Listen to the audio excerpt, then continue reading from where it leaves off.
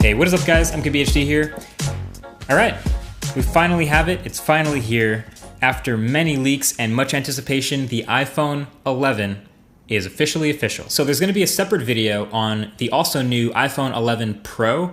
It's either about to be up or already up, depending on when you watch this, but it'll be the first link below that like button. I'll make sure of that. But either way, this is the new iPhone 11, the successor to the iPhone XR. And this is your first look at it. So as you can already tell, it's gonna look and feel very familiar with just a few key changes. So design-wise, I was kind of hoping for maybe a slightly different design, maybe squared up a bit, or maybe a slightly smaller notch, or something a bit more modern feeling. But that's not really what's happening here. It's almost the exact same design as the iPhone XR, same curves, same buttons, same mute switch, same notch, same lightning port, same speaker setup, same pretty much everything.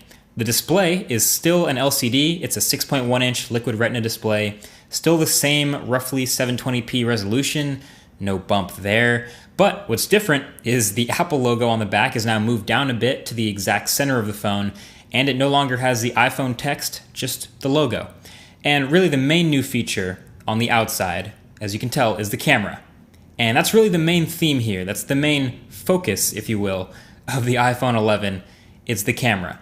Dual cameras now, one 12 megapixel standard and one 12 megapixel ultra wide. And this camera bump, it's kind of interesting. So the phone is, of course, as you can see, still glossy all the way across the whole back like last year. But then just this rounded square that's a little bit taller than the rest has this sort of frosted matte glass with a camera circle with the metal rings inside it.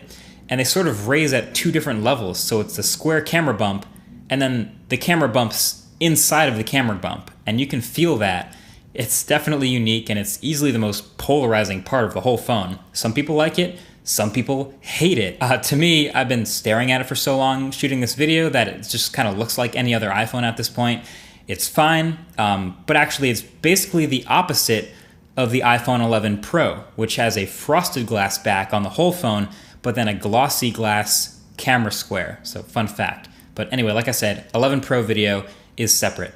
I'm just pumped to have an ultra-wide camera on the back of the iPhone now, and both cameras are capable of all the same stuff, both with 4K 60 FPS video, HDR, some really intense color matching is being done between them, the whole deal. And then the camera app is also updated a bit for the iPhone 11 and 11 Pro, and I'll talk about this more in the 11 Pro video because I have some stronger feelings about it.